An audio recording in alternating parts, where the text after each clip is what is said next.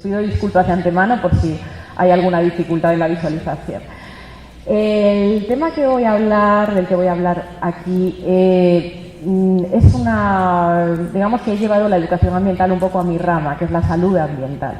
Y la salud ambiental no entendida como muchas veces podemos ver en las guías de salud ambiental, por ejemplo, que se ofrecen en los centros de trabajo, ¿no? Hablamos muchas veces de calidad del aire interior, de materiales, etcétera, pero hay una serie de exposiciones a las que nos vemos sometidos cada día de nuestra vida, desde que nos levantamos por la mañana, nos vestimos, usamos el desodorante, gel de ducha, tomamos café, azúcar, salimos a la calle, cogemos el transporte público o nuestro coche.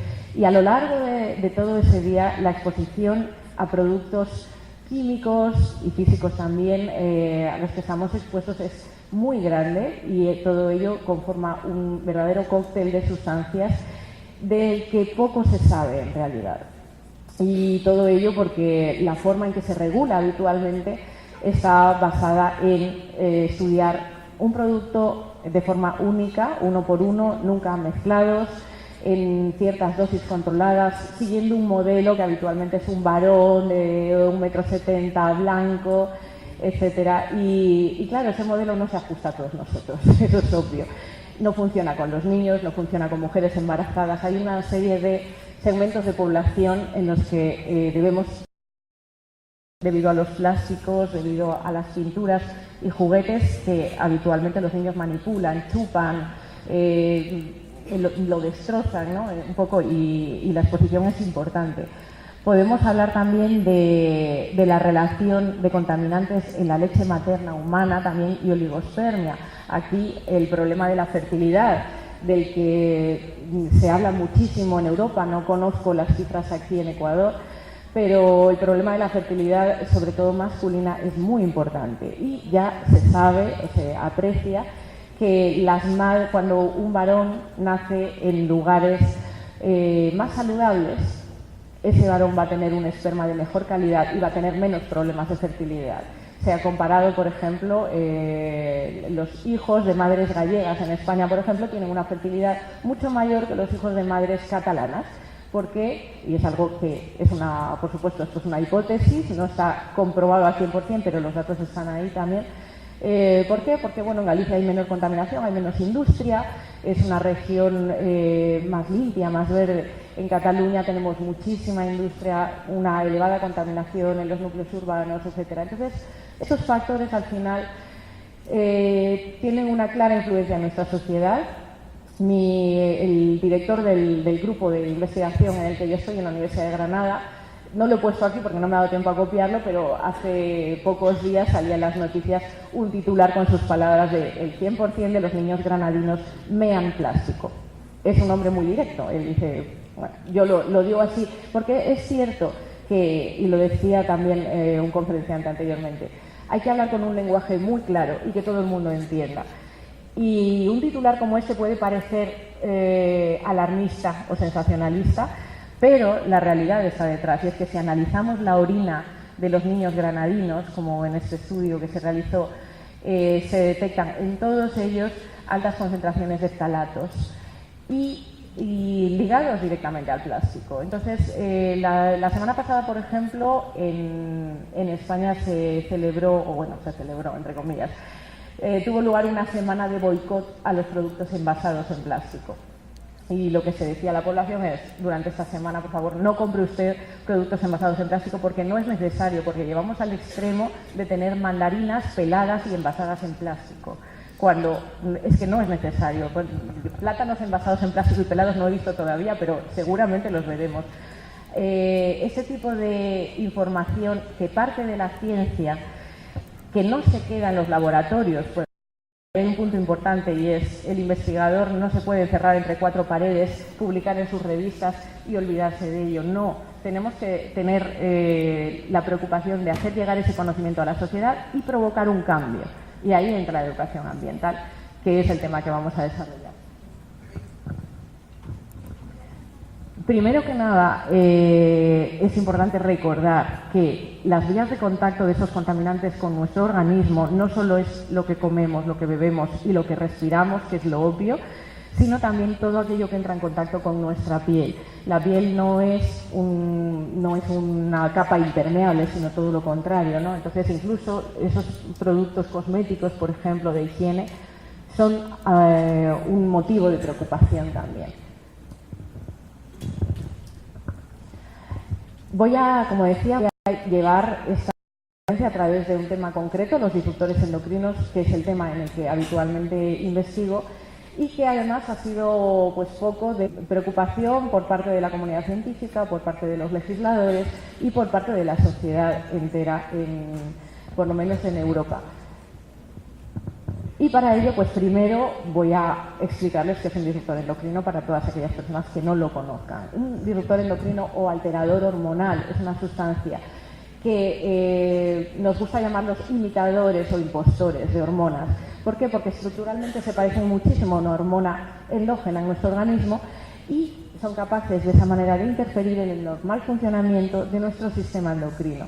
Por ello, se altera todo el patrón de síntesis y de metabolismo de nuestras propias hormonas, se modifican los niveles de los receptores y además son capaces también de antagonizar, no solo mimetizar, sino también antagonizar la acción de nuestras propias hormonas.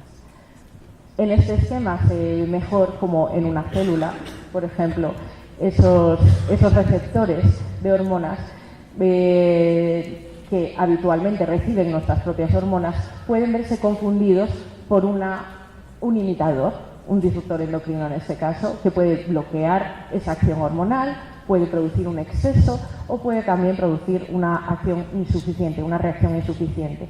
Y de ahí pasamos a los problemas de salud que pueden surgir.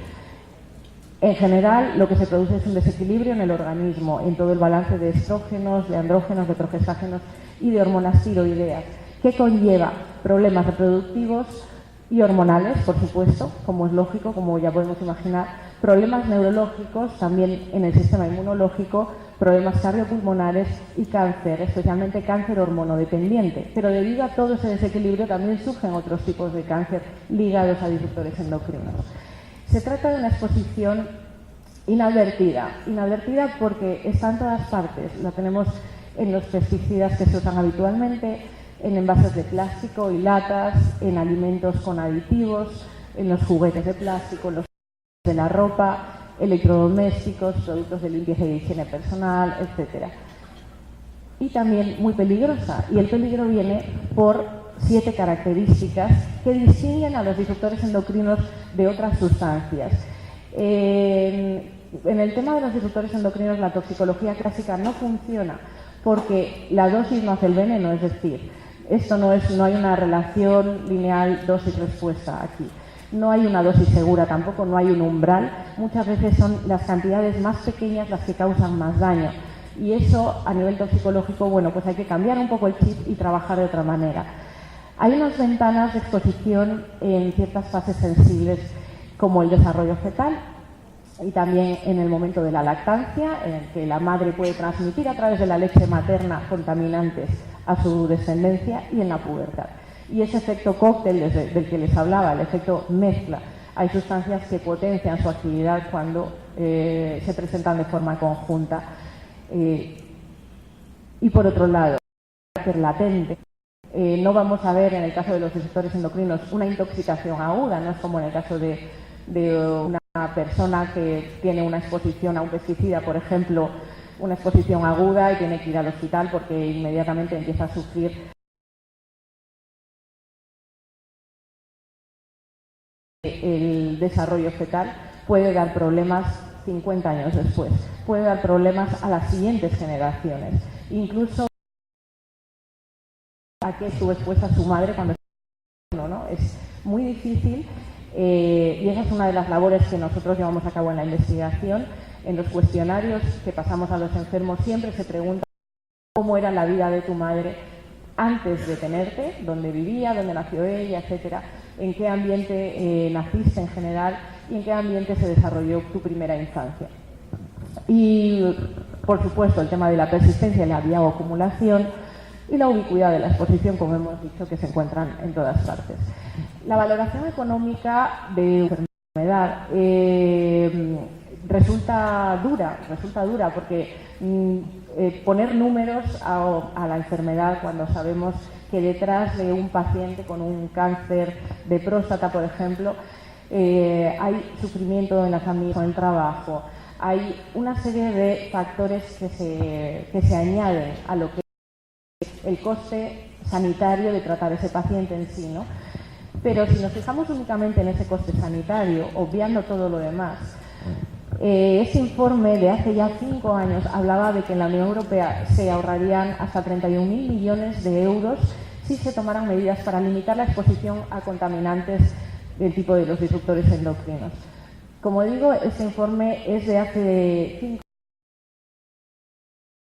años después. La Endocrine Society sacó otra conclusión que hablaba ya de cerca de 150.000 millones de euros al año en sanidad pública. Y actualmente pues las cifras que se manejan son en torno a los 170.000, etcétera. En este informe además se ponía de manifiesto problemas grandes como el hecho de que 1 de cada 8 mujeres en Europa desarrollará un cáncer de mama durante su vida, o que la prevalencia de los trastornos del espectro autista ahora mismo es de 1 de cada 500 niños. Yo he oído cifras de 1 de cada 50 incluso. Más de la mitad de la población adulta en la Unión Europea tiene sobrepeso o es obesa, también otro problema muy importante, el de la obesidad infantil. Y para que veamos también un poquito en qué afecta todo eso, porque ese informe del que hablábamos es un informe realizado por una entidad privada, una organización que pagó a los científicos correspondientes para que elaboraran ese informe. Pero ¿qué pasa con los organismos reguladores? Así que vamos a hablar un poquito de la ciencia de los disruptores endocrinos y su regulación. Dentro de lo que observamos con estas sustancias es que la seguridad de los productos químicos actualmente es absolutamente inadecuada.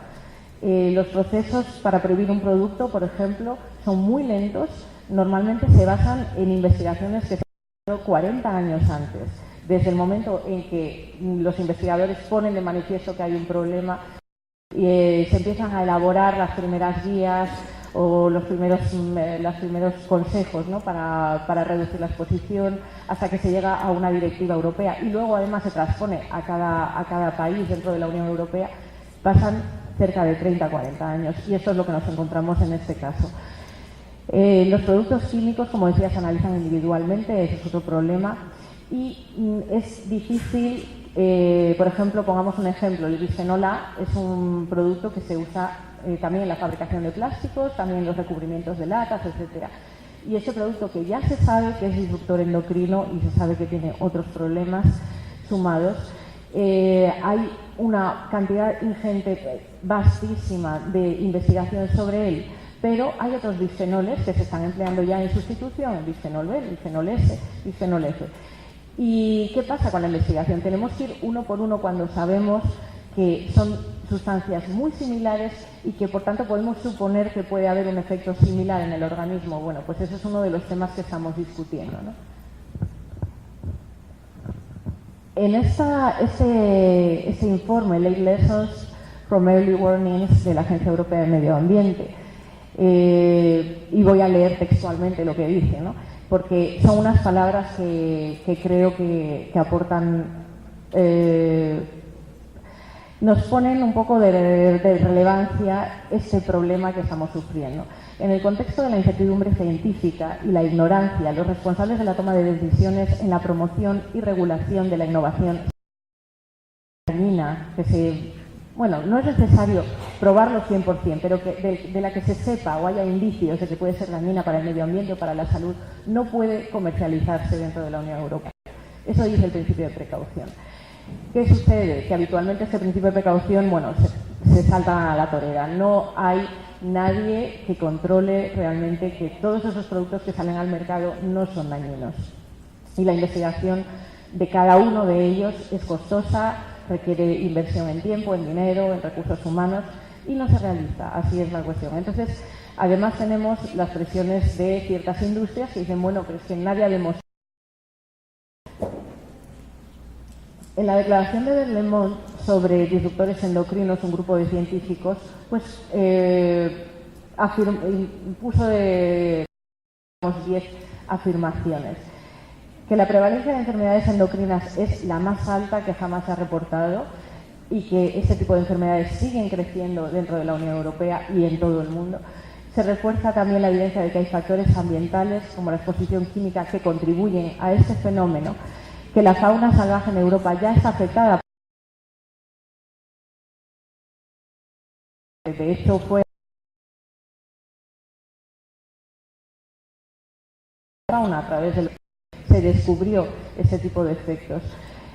La evidencia experimental en animales y las observaciones en humanos también muestran que esta exposición durante el desarrollo puede causar daños irreversibles.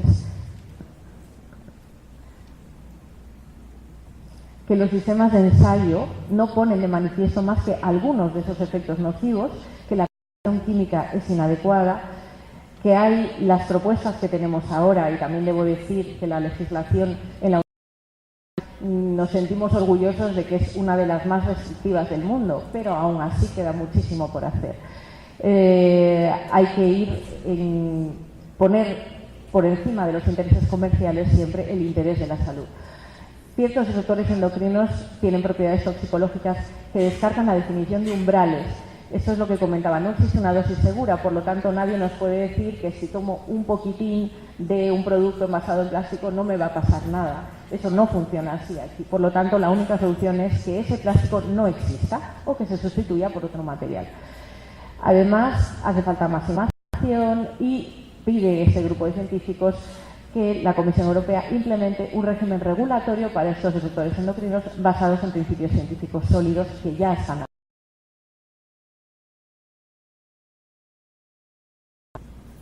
Esta regulación comenzó en 2009, bueno, se remonta mucho más, pero para sintetizar un poquito, en 2009 comienza la regulación de Plaguicide en el papel. Un disruptor endocrino no debe estar en el mercado. El problema es que este tipo de condenas no sirven de mucho, simplemente es un toque de atención. La Comisión Europea en ese momento se pone un poco las pilas y en 2017 se aprueba unos criterios de definición de los disruptores endocrinos, pero unos criterios bastante deficientes, ¿no? Por ello, participamos en una recogida de firmas a nivel europeo de 450.000 personas que firmaron, 3 organizaciones científicas detrás en contra, el coste en salud que sigue subiendo. Y finalmente, esto ya es más reciente, en abril de 2018 se dice que los criterios entrarán en aplicación en octubre y en noviembre, pasado ya octubre, la Comisión Europea tenía que presentar una tramitación bastante light, diciendo que sí, que hay mucho por hacer, que se van a dedicar fondos, pero ahí se queda todo. Con lo cual, en la situación en que estamos actualmente es que no existe una regulación clara de disruptores endocrinos y que se han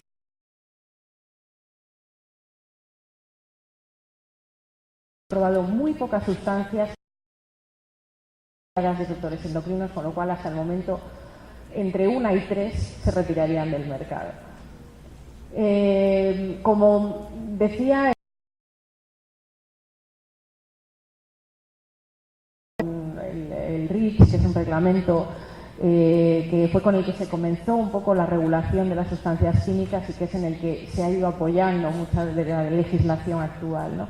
Y el REACH tiene también algunos problemas de los que adolece también el tema de los disruptores endocrinos. Entre ellos, no se pide sustitución a una compañía por el hecho de tener en el mercado un disruptor endocrino, no se le exige que lo sustituya por otro producto, no se tiene en cuenta el efecto cóctel.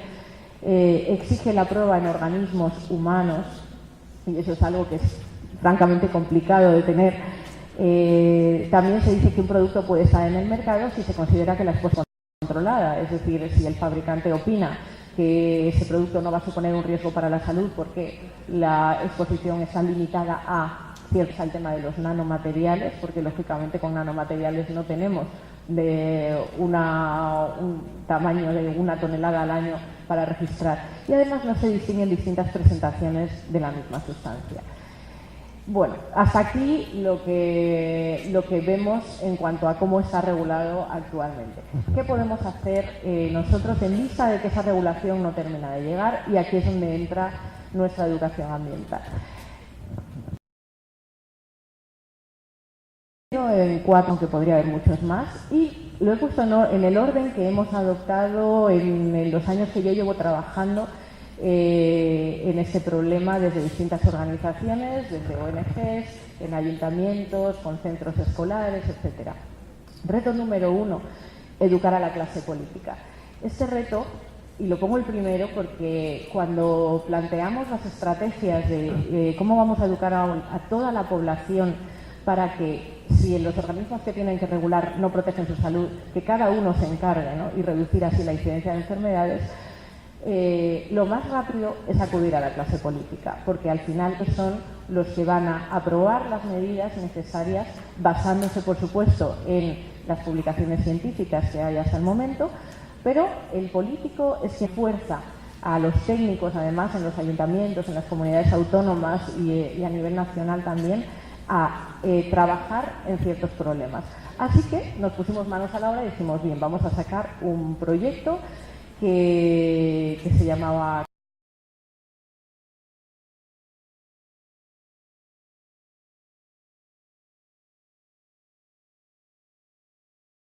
Que no te alteren las hormonas, en el que se contemplaba, por un lado, ese trabajo de educar a clase política. ¿Por qué? Porque también tampoco podemos esperar que un político, por muy buenas intenciones que tenga, que ahí ya no voy a entrar, tenga el conocimiento sobre ese tema, ¿no? Lo que nos encontramos habitualmente es que no tienen ni idea. Tú le dices a un político, bueno, el problema de los disruptores endocrinos, y te miran raro y dice, a ver, explícame un poco más porque no tengo ni idea. Si le hablas de plásticos, ya sí, ya empiezan a entender, eso está un poco más extendido.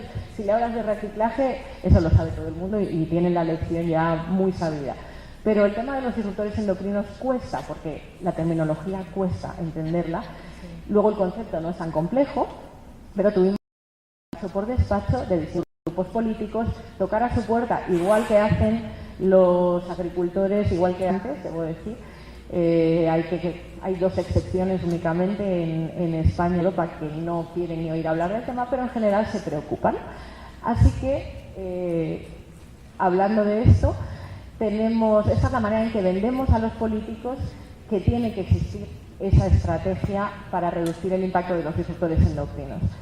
Entre las cosas que les decimos está que van a ser unos representantes de ese liderazgo del mercado europeo con soluciones innovadoras, que van a ser los primeros y que todo ello van a tener su sitio en la historia, ¿no? Es la forma de venderse, lo que su ayuntamiento va a ser el más verde, el más ecologista, etcétera.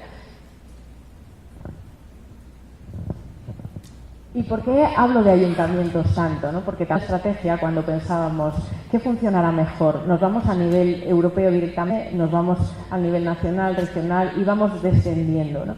Resulta que los ayuntamientos cuentan con sin tener todas las competencias, porque es cierto que aquí depende de cada región, ¿no? Pero en España, por ejemplo, las competencias en educación y en sanidad las tienen las comunidades autónomas. Pero es más engorroso a nivel nacional, de Estado y de comunidades autónomas. Es muy difícil conseguir ciertos cambios. En cambio, a nivel de ayuntamientos es muy fácil porque normalmente hay más cercanía y porque las medidas que se pueden adoptar son sencillas. En este caso, en este proyecto Mi ciudad cuida mis hormonas, conseguimos que 15 ciudades españolas se comprometieran a reducir la exposición de sus habitantes a disruptores endocrinos, representando 4,5 millones de habitantes. Es un compromiso al que se unieron ciudades muy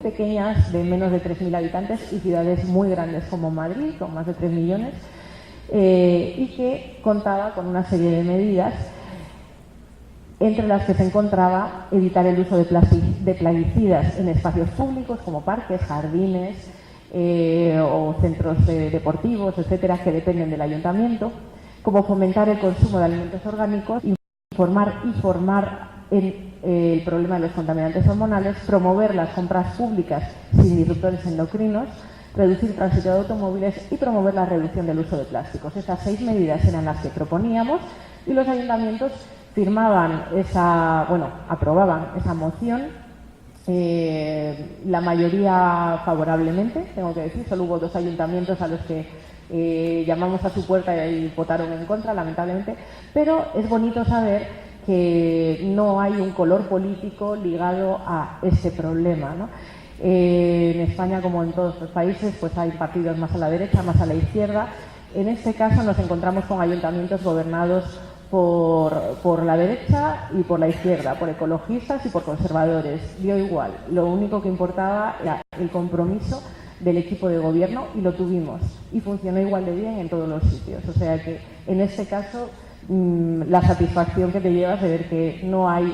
Esto no es una cuestión de qué partido eres, sino que es una cuestión de cuánto te preocupa la población a la que tú representas, ¿no?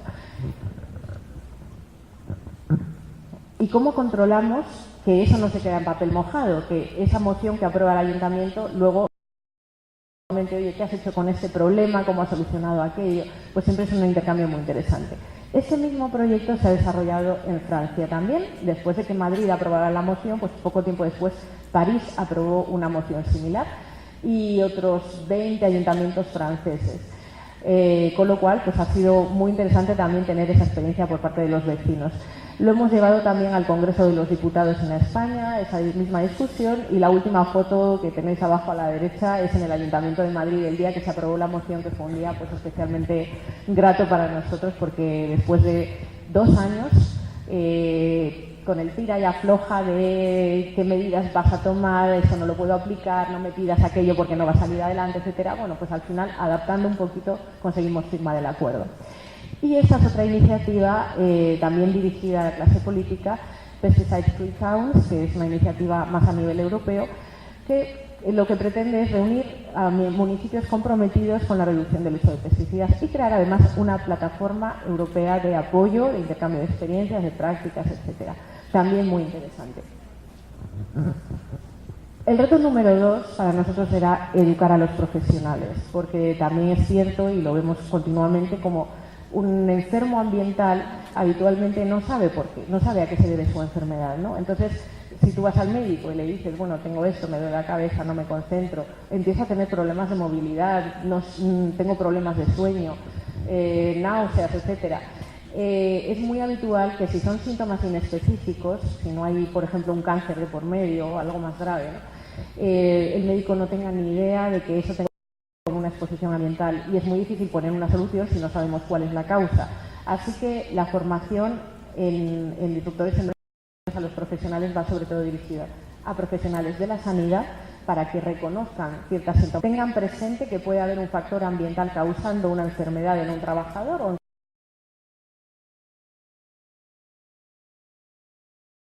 que transmiten a las futuras generaciones ese conocimiento, y es muy fácil también que un profesor pueda incluir en su temario pues algún tema relacionado con esto. ¿Cómo lo hemos hecho? La firma de cátedras extraordinarias con universidades funciona muy bien a nivel universitario. Concretamente con la Universidad Complutense de Madrid se creó la Cátedra Patología y Medio Ambiente, que ya lleva 2 años funcionando, y a través de ella se forma a la comunidad universitaria y se divulga también, ¿no? A través de ciclos de cine, a través de actividades en los campus, etc. Los colegios profesionales son los que dan esa formación a médicos colegiados, bueno, hablamos de médicos, enfermeros, dentistas, etcétera. Los sindicatos también son una buena forma de llegar, de educar a los profesionales, por eso también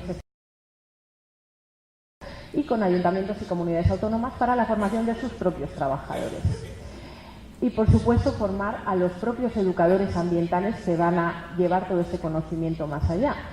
Por eso nuestra asociación, por ejemplo, pues es yo creo que hay 2 organizaciones en España que ofrecen formación en educación ambiental, concretamente, porque no hay una a las personas del taller que estuvimos en educación ambiental, porque me encantó escuchar todas esas experiencias, me llevo cositas para aplicar.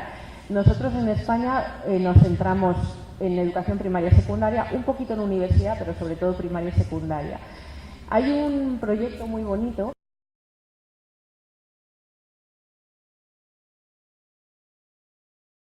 que hay dos proyectos que les voy a comentar.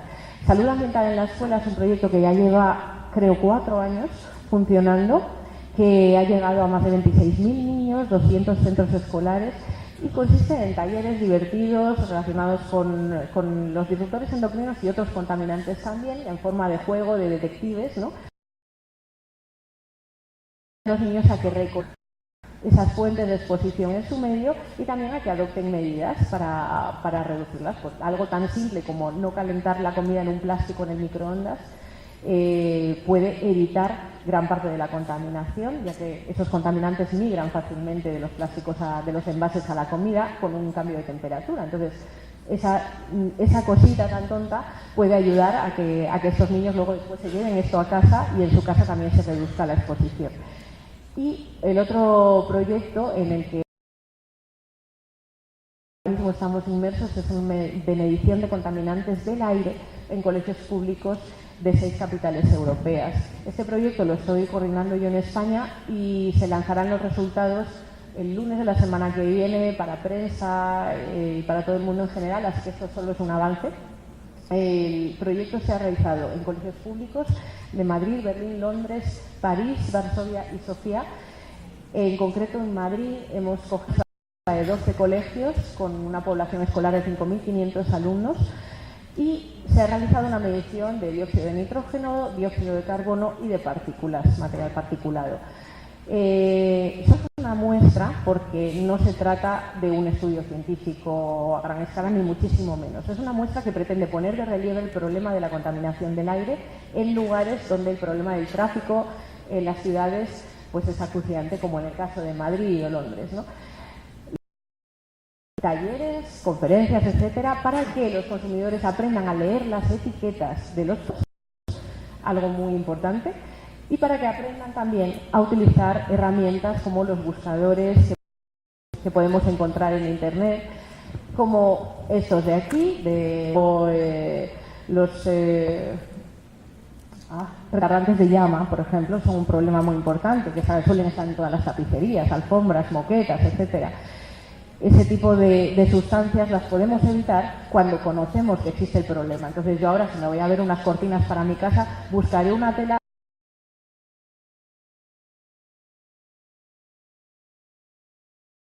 retardantes de llama o que tenga una menor cantidad de alguna manera, ¿no?